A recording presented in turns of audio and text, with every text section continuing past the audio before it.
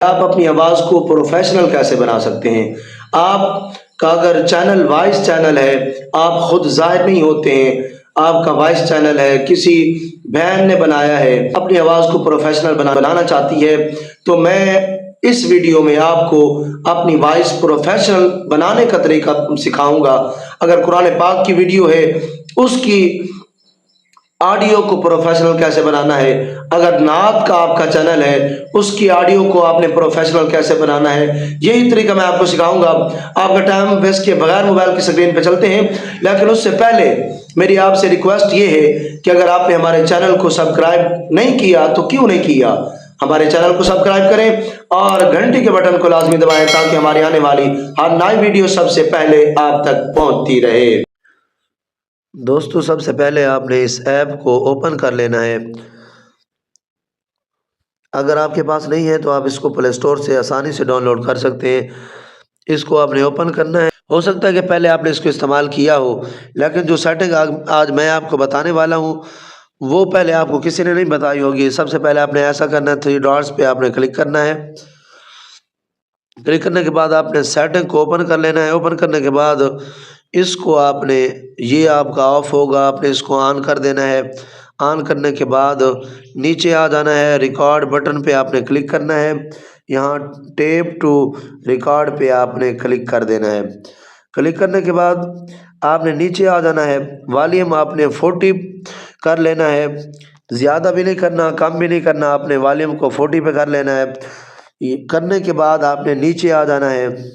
نیچے آنے کے بعد یہاں پہ 0.3 سیکنڈ آپ نے سلیکٹ کر لینا ہے۔ یہاں پہ بھی آپ نے کوئی مسٹیک نہیں کرنی، یہی آپ نے سلیکٹ کرنا ہے۔ کرنے کے بعد آپ نے واپس آ جانا ہے۔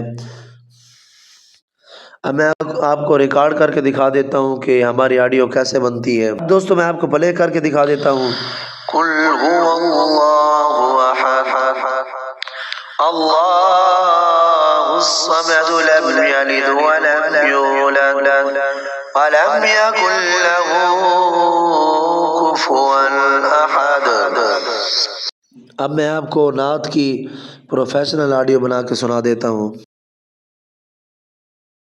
رسالت کی کیسی وہ گھڑی ہوگی۔